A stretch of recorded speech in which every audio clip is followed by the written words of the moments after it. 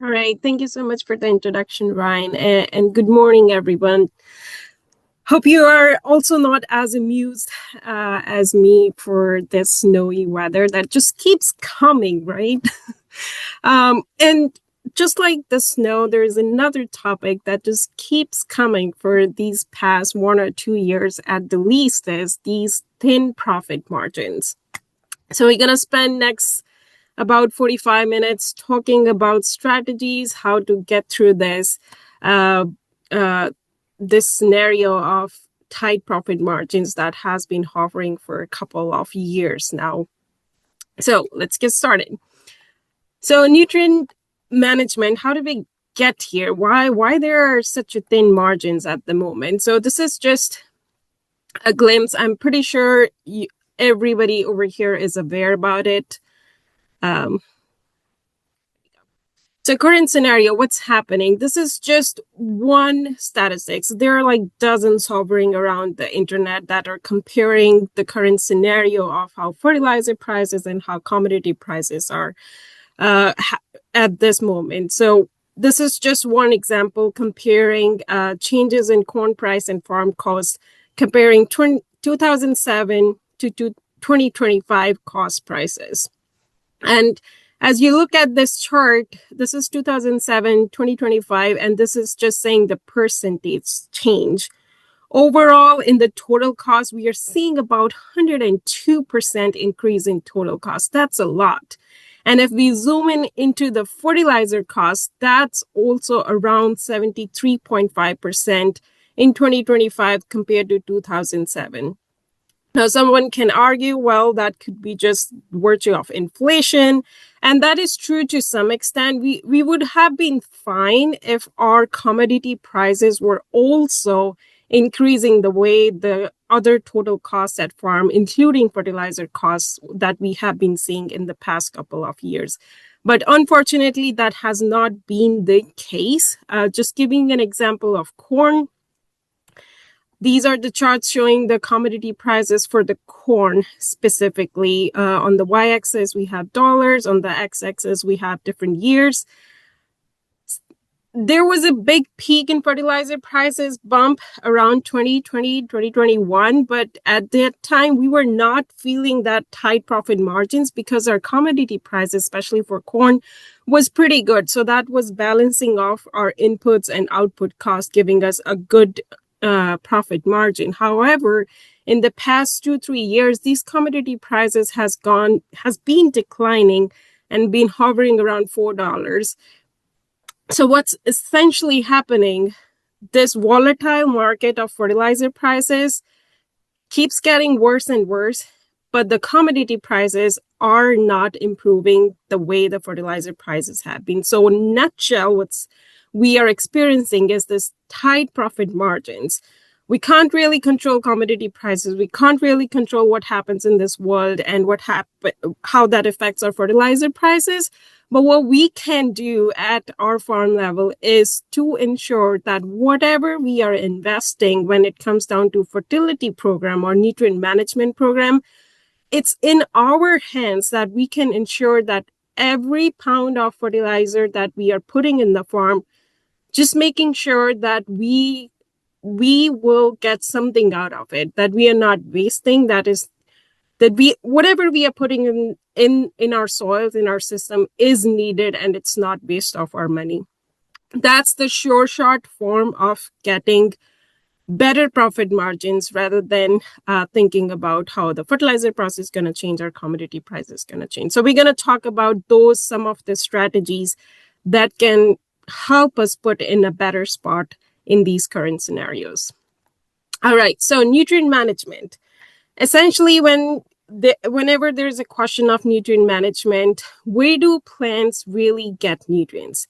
They either get it from the soil or the nutrients that are supplied through fertilizer. And I'm not just talking about the synthetic fertilizer at this moment. This could be manure. This could be nitrogen credits coming from cover crops. It could be any fertilizer source. It doesn't have to be a synthetic fertilizer. But the bottom line is those nutrients are either delivered by soil fertility, inherent fertility level. If soils are not sufficient to supply those nutrients, then we have to supplement that through additional fertilizer inputs. So let's start with the soils first, because that's the bottom line. We need to understand what's the capacity of our soils to provide those nutrients. There is no way we can do it. The only way to know the capacity of the soil to provide essential nutrients is soil testing. There is no shortcut for that. And even though that's going to cost you a couple of $100 for doing that, but that is a good investment. Those $100 investment can save you thousands of dollars in this growing season. So if you are juggling with the decision of whether you should do soil testing or not, 100% recommended. Please go for that, because that's going to save you $1,000. So nutrient management starts with soil testing. I can't emphasize enough the fact that how important that soil testing framework is. All you need to do is go to your farm or talk to your retailer or talk to your agronomist, whosoever you're working with, emphasize to them that you need to get the soil testing done. Take samples, put it in the bag, send to a soil testing laboratory. We have a couple of around in Ohio that can give you that snapshot of what's the capacity of the soil to provide that nutrient. That's very, very, very critical. That makes up the decision whether you need to invest more or your soils in itself are sufficient of supplying those nutrients. So once you send those nutrients, soils to the laboratory, most of the time you get a soil testing report that usually contains the nutrient amount in the soil and some of the most important chemical properties that will really determine the crop yields of that season. And the most important chemical property, the number one thing that you should be looking on your soil testing report is soil pH. Why soil pH? Why I am emphasizing on the top over here is because if your soil pH is not in the optimal range, and the optimal range is around 6.5 to 7.5 for most of our commodity crops, beans and corn, we're not talking about blueberries over here, essentially. So what's happened is when the soil pH is around this optimum range, majority of the nutrients become available. On the flip side, if your soil pH is below this optimal range, I'm just referring to this chart. Here is the pH. Here are the nutrients. Just taking an example of phosphorus. So if it's in the optimum range of the 6.5 to 7.5, that bar is thick enough, and just showing that phosphorus will be available to the plants. The moment that pH drops below 6, the worst in 5.5 or below that phosphorus availability, no matter how much phosphorus fertilizer you are adding to your soil, that phosphorus will end up into different unavailable forms and won't be available. So that's the number one thing that we need to make sure, especially in these current scenarios, that we need to make sure our soil chemical properties are in good shape. And for that, soil pH is the most important.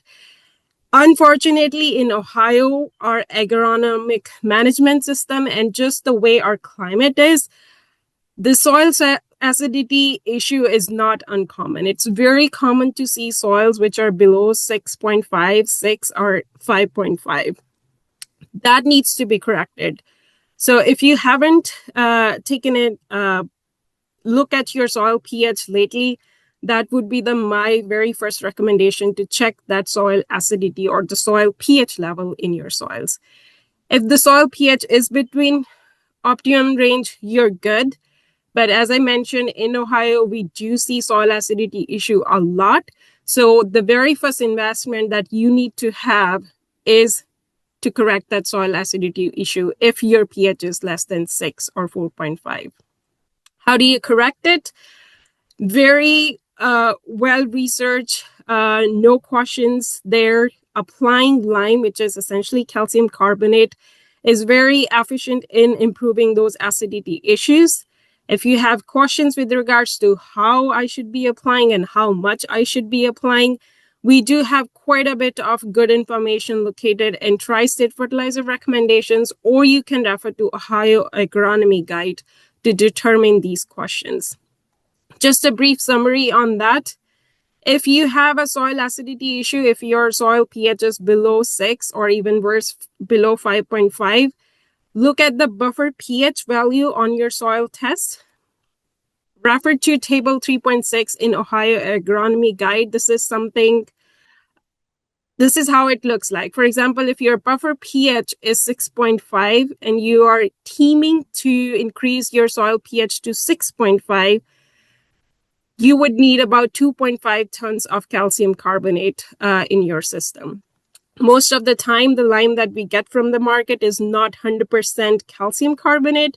So you need to take into account effective neutralizing power of that.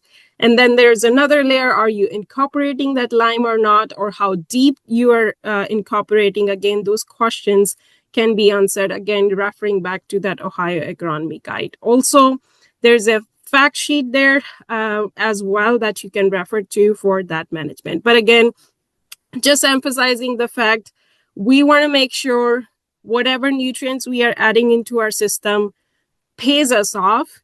And one of the most important thing is that we need to make sure our soil pH is in good range. Otherwise, whatever you are putting, whether that's nitrogen, potassium, phosphorus, any sort of micronutrient, macronutrient, it's not going to become available if your chemical status of your soil is not correct or up to par. So that's the very first investment. So far, we have done soil testing. We have corrected our soil chemical properties. And then we looked further into our soil testing report, and it looks like some of the nutrients are in optimum range and some of are not. So we're gonna I'll walk you guys around in determining which nutrient you can skip, which nutrient you can't skip, even if there is this whole scenario of tight profit margins. All right. Again, just a question out here. When you think about nutrients, and we have gotten a bunch of questions on this. We just had Greg and I gave a talk, even out in Ontario. They have a real same sort of mindset that fertilizer prices are high, commodity prices are low. Which particular nutrient can I just skip this year so I can be better off with my profits? So which nutrient can I totally ignore? Plants will be fine without it. And most of the time, nitrogen is not on top of their minds. What they want to skip is either potassium or either phosphorus. Now, I usually pose this question, but for the sake of time, I'll just go ahead and answer it. That if your soil testing report is mentioning that a particular nutrient is deficient, you really don't have the room to skip it, because what happens is all these nutrients, whether nitrogen, phosphorus, or even if it's like zinc, even if they're needed in small quantities, if it is deficient in the soil, even if it's required in low quantity, skipping that nutrient will cause yield penalty. You do not want to skip phosphorus or potassium if your soils are deficient in it. You're going to get a bigger yield penalty by skipping those rather than saving money from that fertilizer cost. Again, how do you really determine it is what we're going to focus in coming 30 minutes here. So for all your nutrient management questions, highly recommendation, go for soil testing, get a soil test report. And the next step is to refer to this Tri-State Fertilizer Recommendation Guide. If you don't have it so far, highly recommend to download it or get a copy from your county offices or wherever you can, because that's the very first step for nutrient management. That's the guiding rail. That's where you start. You can have trials on your field to become more and more nutrient use efficiency to improve that.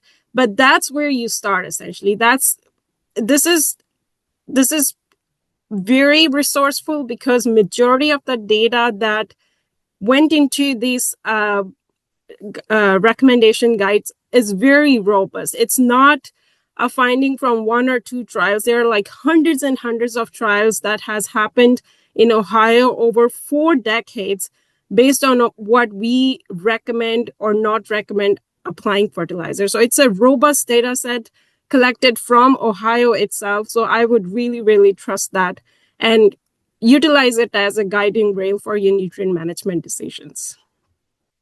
All right, let's start with the phosphorus because most of the time we do get question about can I skip phosphorus because it's costing a lot.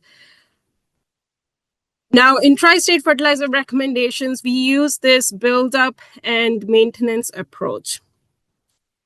What essentially it is, in tri-state, we have a critical level that if you are below that, highly recommend that you don't skip applying phosphorus.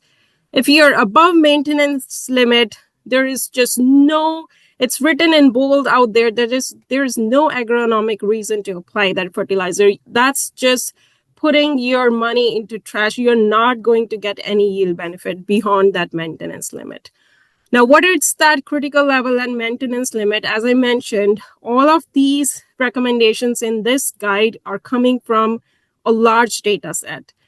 For phosphorus, we had trials, 400 plus across 40 counties conducted over 45 years around different crops. We have a wide variety of soil phosphorus level ranging from anywhere between 2.7 to 279. So if we are in Ohio, most likely we have covered your soil phosphorus level of your field. And this data set does reflect what's going to happen at your farm as well. So again, going back to what's that critical level, what's that maintenance level based on this big data set. Here is the table showing the results from those trials. The very first column has different P levels ranging from more than 40 to less than 10. This is just number of trials. And this is the response rate. What I want you to really look in this table is the level of phosphorus in the soil and how the response rate varied. What it is showing is when your soil phosphorus levels is above 20, 30, more than 40, the response rate is hovering around 12 to 14% only. The moment that phosphorus level decreases below 20 ppm, the response rate increases from 34, less than 10, it doubles, 67%. So if you are juggling with the decision of whether should I apply phosphorus or not, look at your soil testing report.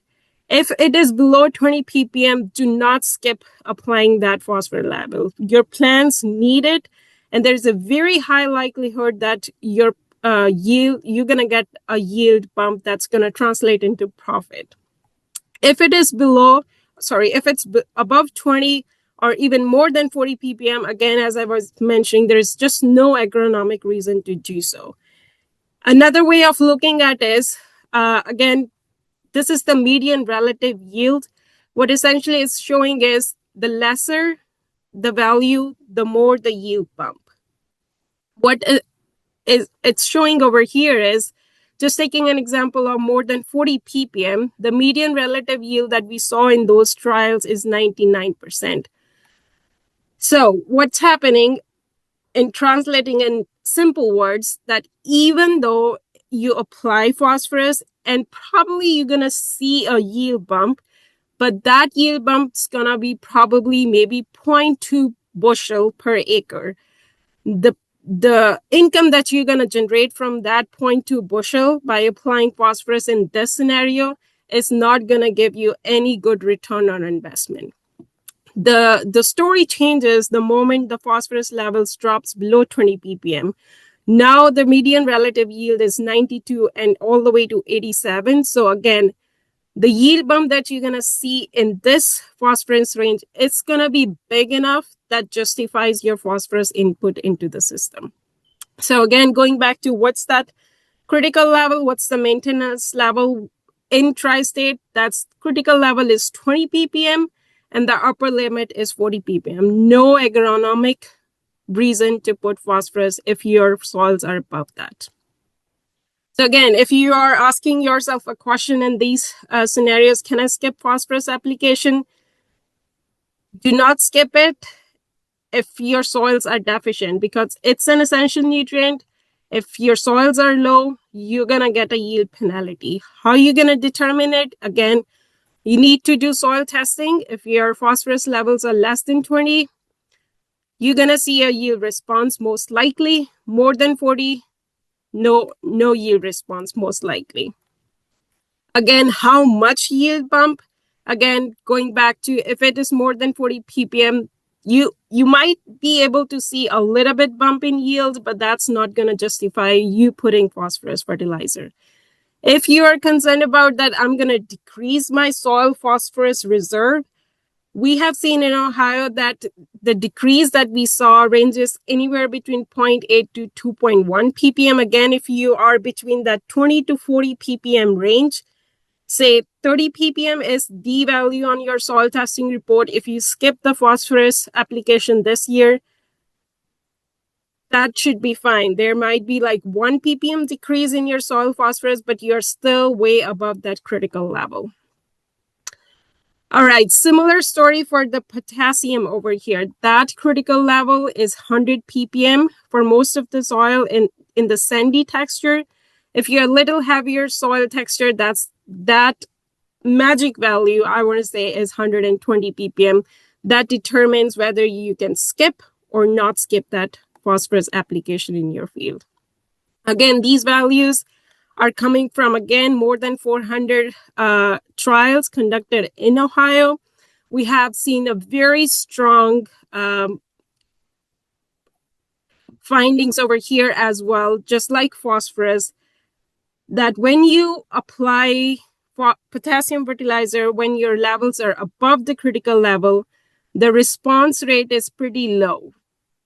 Even lower that we saw in phosphorus case, it's like 2 to 5% if you're applying fertilizer above the 130 levels.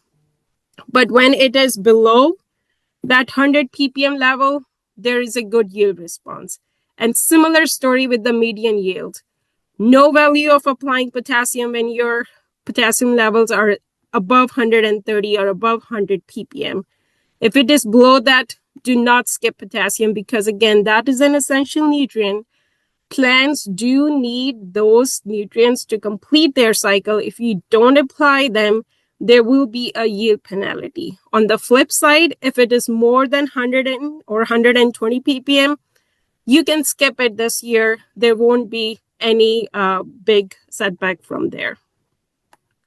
All right, third major nutrient that is usually of interest is nitrogen. And I feel very lucky that we have shifted for the nitrogen recommendations. We have shifted from maximizing yield approach to maximizing profit. Our recommendations are based on profit margins. So don't even think twice when referring to tri-state fertilizer recommendations, because this is the best recommendations that you're going to get, because our recommendations are based on profit margins. How do you determine that? Again, you can go to tri-state fertilizer recommendation, or there is a tool at this location, cornratecalc.org. The moment you click this link, a screen opens like this. You can click at the single price. You need to select your state, your rotation, what kind of nitrogen source you are using, what is the expected corn price, and then all you need to do is calculate, press the button. That will spit up a number that will give you nitrogen or amount of the fertilizer that you should be applying. That will maximize your return. Again, I'm emphasizing this tool is not built to maximize the yield, but it's built to maximize your return, which is much more critical in this scenario of thin profit margin. So highly recommended this tool for nitrogen management here. So again, the moment you press this calculate button, it's going to give you a graph like this. What essentially it is showing return on your every unit of nitrogen input versus the nitrogen rate. Now, for this specific scenario, this blue margin is giving you the range of the nitrogen that you can use, or specifically MRTN recommended nitrogen rates is about 102, 82 for this scenario. There's also usually a table that comes out. Again, if you don't want to look at the graph, this is what you should be looking at. This is the nitrogen rate that you should be using. There is some room. That's a profitable nitrogen range ranging from 166. You can go to the lower end. You can go to the upper end based on your economics. But again, this tool is again not based on one or two trials. Hundreds and hundreds of trials have gone into this database to develop this algorithm that calculates your nitrogen rate based on the profit margin. So again, highly recommended here. Another thing, again, I want to say we are in fortunate situation, especially in Ohio, that we do have, if not uniformly spread across Ohio, we do have pockets in Ohio where there's availability of manure.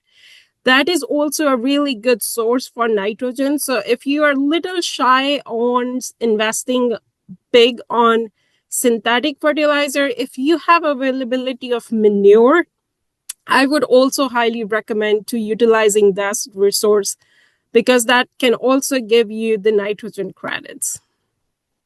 Again, that's not the focus of this talk, but I just wanted to put one or two slides for that information that if you add manure into your system, you can expect about a third of that organic nitrogen to mineralize and supply nitrogen to your corn crop the following year. So that's a huge amount that you can cut back your investment on the synthetic fertilizer.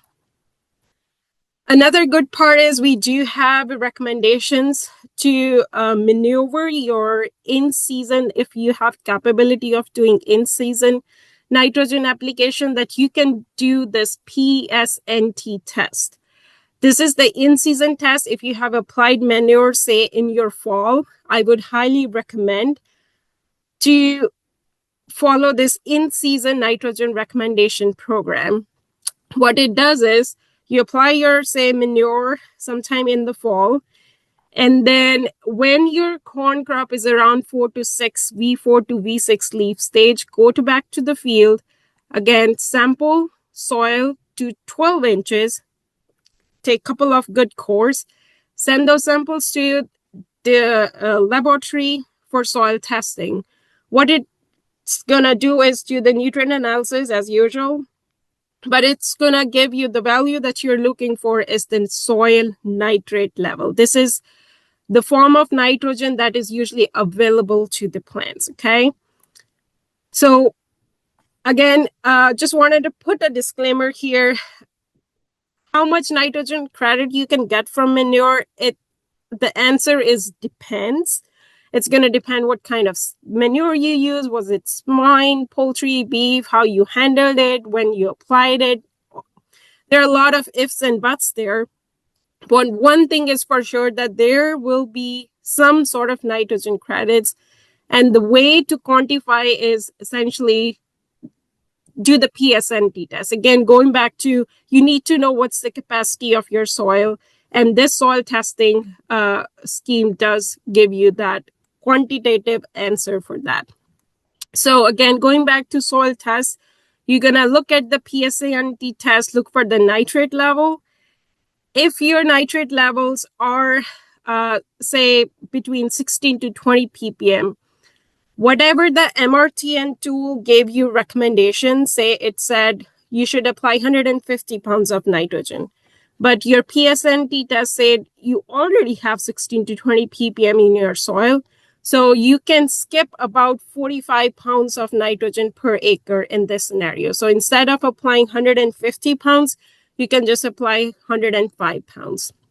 If it's more than 25 ppm, you can totally skip that side dressing nitrogen into your system because soil has the capacity to supply enough nitrogen to the corn in that scenario. Again, that's one of the tools in the toolbox to reduce your inputs this year. So those are the major nutrients, but I'm going to touch quickly on some of the other nutrients we do get a lot of questions on. And if this is the year that you're juggling with the questions where to back off on nutrient input, and if you're considering the sulfur input here, here is the data that we have collected so far. Is sulfur needed to crops in Ohio? I'm going to show findings from 3 different studies. All of them are conducted in Ohio. So number 1 study over here, this had 25 site years. Out of those, only 1 of the trial show a positive response, 24 no yield response for sulfur input. Another study published in 2023, this had 62 site years. I'm emphasizing this is a lot of data collected across Ohio in different systems. Positive yields in 4, negative in 1, no response in 57 of them. Another study published in 2019, again, site years 8, 1 showed positive, 1 was negative, and 6 showed response. Again, this is just giving you a bigger picture of whether you should be investing in sulfur or not. So I shouldn't just go ahead and apply it, because we have seen a very strong message from all these trials. That's a lot of trials. And you see the number of no responses that's a lot. So we shouldn't be really ignoring the fact. So if you want to cut back on those inputs, maybe sulfur is the one. Disclaimer over here, if you are working in a sandy texture soil or your organic matter levels are low, if you have seen sulfur deficiencies or if you have seen sulfur response in your system, in those scenarios, low organic matter, sandy textured soils, you should apply sulfur. But majority of the cases, majority of the Ohio has good organic matter, 3 to 4 to 5%, textures, silty loam, clay loam. Most likely that investment in your sulfur input is not going to get you any yield boost over there. Another nutrient that we do get questions on is zinc. Most of the time, the question is usually for wheat rather than corn and soybeans.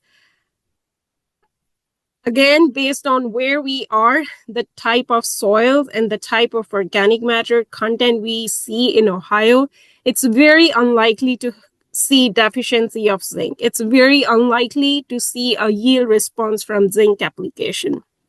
But if there is a retailer who really want to convince you to apply zinc to your wheat crop, we do have in Tri-State Fertilizer recommendation and even in Ohio Agronomy Guide that has a table. You can look over the soil test and decide how much zinc you should be applying. Again, soil pH is big. Whenever there's a question of micronutrient application, soil pH has a big role to play in there. So rather than spending your money on applying micronutrients, I would rather invest in lime application to correct that soil pH. Just putting that out there. All right, another question. Now I'm switching from synthetic fertilizer to something that is very popular in the agronomy field there. And somebody actually asked the question to Horacio about biologicals. Same is it in the soil fertility worlds. There's a lot of question regarding can I add soil biology? Can I add biologicals to my systems to reduce my synthetic input or to get a boost from my for my yield?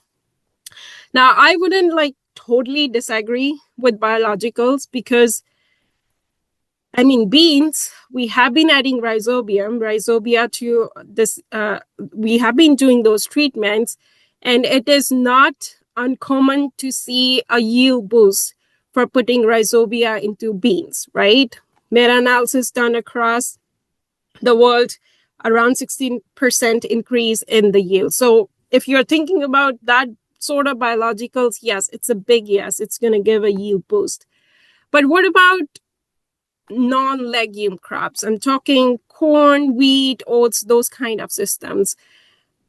Do biological works in those systems? Because in legumes, they have this capacity of doing symbiosis with that particular bacteria. But what about corn, wheat? They are not legumes.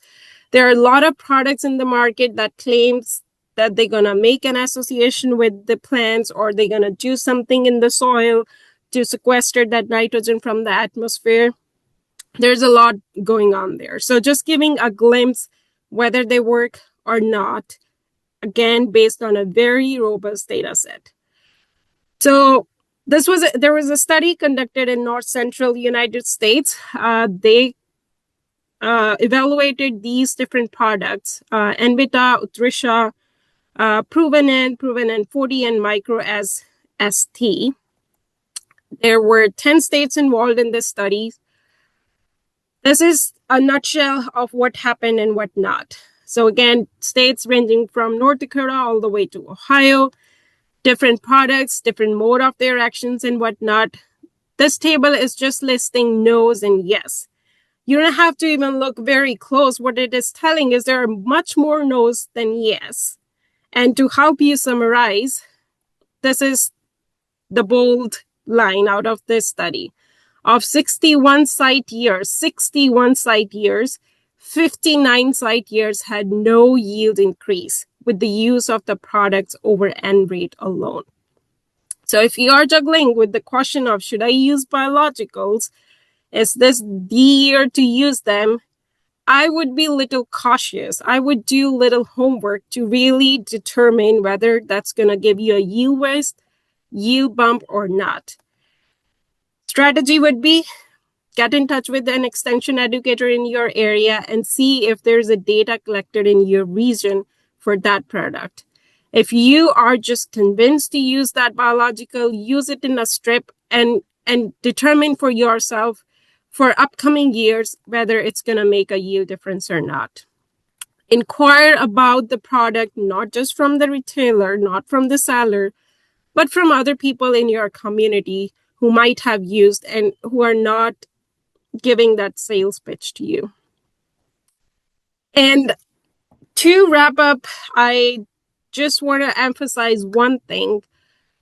If you are in that era of thinking about soil biology, rather than investing in adding biology, like adding biologicals into the system, a better way of doing things is actually improving your overall soil health, improving the system where those microbes can thrive, rather than putting microbes into your system.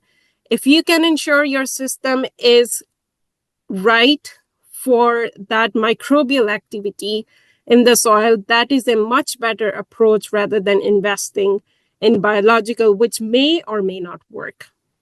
And why I'm saying is because, again, this is Ohio-based study published by Wade in 2020, which shows very explicitly that if you improve your soils, if your soils are healthy, and in this specific study, they were measuring by POC, soil organic carbon, and soil protein. These metrics have very direct relation to soil health. Once your soil health is in good shape, there is a direct relation that you're going to get a yield bump. Also, there is an indirect way that whatever nitrogen input or fertilizer input you're adding to your system, that fertilizer use efficiency tend to increase when your soil health is in better shape rather than in a worse shape. So investing in soil health, highly recommended.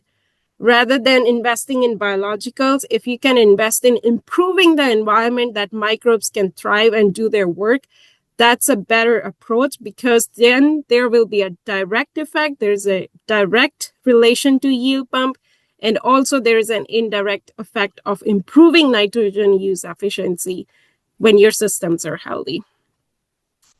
With that, just a summary again, we are in tough situations of thin profit margins. Just be vigilant. We can't really finick around what happens in the world. Fertilizer prices are commodity prices, but we have the opportunity to maneuver our nutrient management plans to improve our profit margins. There's no question there.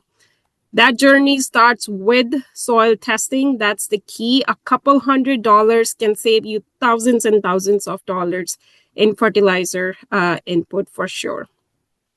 Again, making sure your soil health and soil acidity was one of the example. The chemical status of your soil is very critical. If your soil is not healthy, or if the soil have like acidity issue or a compaction issue or a drainage issue, no matter how much nutrients you're adding to your system, that's not going to give you a good profit margin. So first thing is improving that system, then adding fertilizer investment is the second question. Apply fertilizers only where they're needed. As I mentioned, look for the tri-state fertilizer recommendations. Those are prepared on big data sets, and we are pretty confident that they work across Ohio. So I highly, highly recommend referring to them. If it is below critical level, don't skip it. If it's above critical level, you can rest assured that the chances of yield penalty are minimal. Again, we didn't go anything deep into 4Rs, but again, whenever there's a nutrient management question, using those 4Rs and the technologies that we have, precision agriculture, in-season fertilizer recommendations, that's going to improve your profit margin even further. And again, just closing, investing in soil health is always a good idea. It's going to prepare your farm. Your farm will be more resilient. Your nutrient use efficiency will be improved.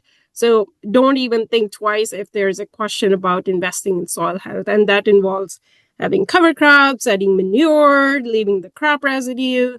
If you have opportunity integrating with the livestock system, those are all fair games there.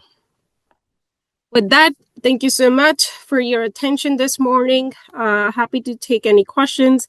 If you have any follow-up questions, that's my contact information.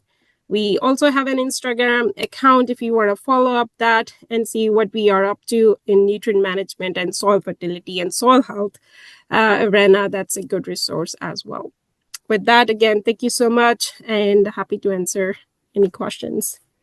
Yeah, thanks. I have 2 minutes. Yeah. We do have some questions that were posted as you were presenting. I'll just kind of start them, and some of we've kind of given an answer online. But the first question, do you look at the percent K base saturation level to go with the potassium parts per million level when considering potassium applications? Good question. If the question is that should I be looking at other cations, say calcium and magnesium, when I'm deciding at potassium recommendation, there is a strong influence of other cations. In other words, your percentage K saturation, they're going to finick around how potassium will be available to the plants. But majority of this time, especially we are talking very specifically for Ohio, we don't have that imbalance for the most part. So just referring to the potassium level would give you quite a bit confident recommendation whether to go or not for potassium application. But if you want to just go further ahead, definitely those cations do interact with each other and can affect fertilizer use efficiency. So I would be vigilant if your calcium and magnesium cations are just off the chart, which is usually not the case, but this could be a very site-specific situation. Okay. Thank you, Manbir. 2 other questions. One, both during your presentation regarding it looked like manure. One was, what is your rule of thumb for how much N is available per each percentage of organic matter? And we did post a fact sheet that talked about the N levels in organic sources of manure. that was answered. That one may already somewhat be answered, but do you have any thoughts on what is your rule of thumb for how much N is available per each percent of organic matter? That's a good question, and I would totally recommend to refer to that fact sheet because I'm just blanking off there. But for the manure, the rule of thumb is usually like one third would be available. But if you are talking about like soil organic matter, I think that's like 1%, but I could be really off. But please reach out to me via email, and I can give you that number. I don't want to say wrong Yep. answer here. All right.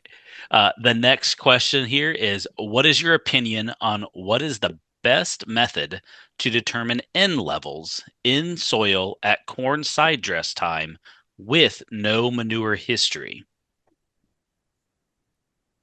Hmm, good question. I probably PSNT might work for that case as well, even though those were designed for manure cases.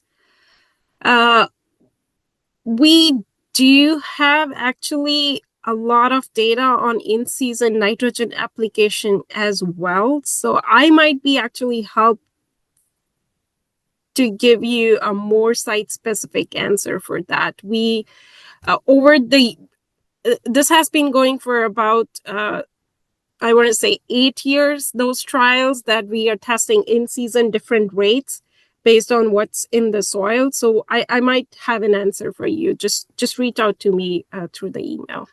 Okay. And then another question that has come up, do you interface with ODA and CAFO livestock nutrient management guidelines? Say that again. Do, ODAN. do you interface with ODA and CAFO, CAFAS, Concentrated Animal Feeding Operation, livestock nutrient management guidelines? I am not aware about that. Usually, tri state fertilizer recommendation is my go to guideline.